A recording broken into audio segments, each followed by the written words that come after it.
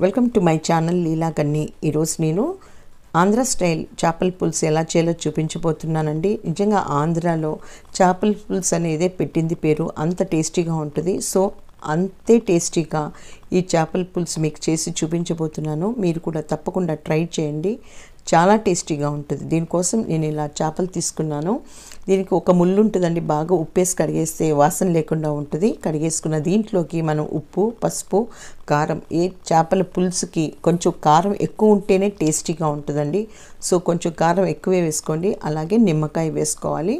నిమ్మకాయ ఇలా పిండేసుకొని దీంట్లోకి 1 టేబుల్ స్పూన్ అంత అల్లం వెల్లుల్లి పేస్ట్ వేసి, ఒక 2-3 టేబుల్ స్పూన్లంతా నూనె వేసి, అలాగే 1 టేబుల్ స్పూన్ అంత గరం మసాలా, జీలకర్ర పొడి 1/2 టేబుల్ స్పూన్ వేసుకొని, ఈ మసాలాలన్నీ దీనికి ముక్కలకి బాగా పట్టే మాదిర మనం ఇలా అప్లై చేసుకోవాలండి. చూడండి వీడియోలో చూపించిన మాదిర. ఇప్పుడు దీన్ని ఒక 10 నిమిషాల పాటు ఇలా పక్కన పెట్టేసుకోవాలి. ఇప్పుడు మనం ఒక గిన్నె తీసుకొని దీంట్లోకి నూనె వేసి బాగా కాగాక కొంచెం మెంతి పిండి వేసుకొని, మెంతులు, ఆవాలు వేసుకొని, ఇది ఇప్పుడు దీంట్లోకి నేను ఉల్లిపాయ పేస్ట్ వేస్తున్నానండి. పెద్ద ఉల్లిపాయలు తీసుకొని కొంచెం జీలకర్ర వేసుకొని, ఇలా పేస్ట్ అంటే మరీ పేస్ట్ కాకుండా కచ్చా పచ్చగా మనం మిక్సీకి వేసుకొని ఇలా దీన్ని వేసుకొని బాగా వేయించుకోవాలి. ఇప్పుడు దీంట్లోకి అల్లం వెల్లుల్లి పేస్ట్ వేసి, ఈ ఉల్లిపాయ పేస్టు, అల్లం వెల్లుల్లి పేస్ట్ ఎంత బాగా నూనెలో వేగితే చేపల పులుసు అనేది అంత టేస్టీగా ఉంటుందండి. ఇలా ఉల్లిపాయ పేస్ట్ వేగుతున్నప్పుడే మనకి మంచి వాసన వచ్చేస్తుంది, అప్పుడు తెలిసిపోతుంది ఇది వేగిందని.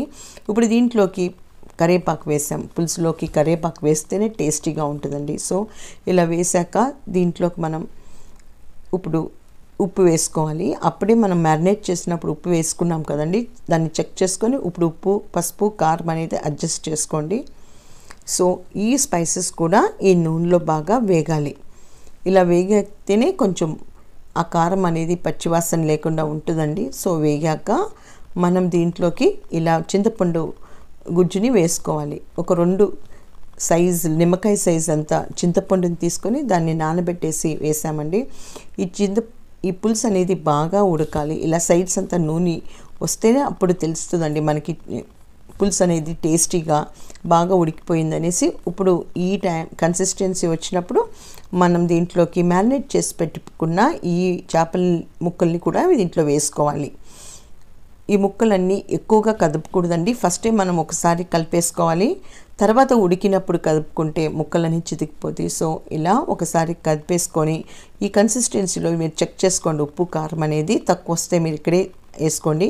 తర్వాత చేపల పులుసులో చాలా ఇంపార్టెంట్ అనేది ఈ పచ్చిమిరపకాయలండి. ఎంత టేస్టీగా ఉంటాయి అంటే చేపల ముక్క కన్నా ఈ పచ్చిమిరపకాయలే చాలా టేస్టీగా ఉంటుంది. ఈసారి తప్పకుండా మీరు చేసినప్పుడు వేసుకొని తినండి, నిజంగా అంత టేస్టీగా ఉంటుంది. సో ఒకసారి ఇలా మిక్స్ చేసుకొని మూత పెట్టేసి దాన్ని కొంచెం ఆయిల్ సపరేట్ అయ్యే వరకు మనం దీన్ని కుక్ చేసుకోవాలి.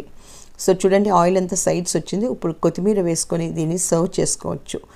ఎంతో టేస్టీగా ఉండే ఆంధ్ర స్టైల్ చేపల పులుసు మీరు కూడా తప్పకుండా ట్రై చేయండి. అలాగే నా ఛానల్ సబ్స్క్రైబ్ చేయకపోతే ప్లీజ్ సబ్స్క్రైబ్ కూడా చేయండి.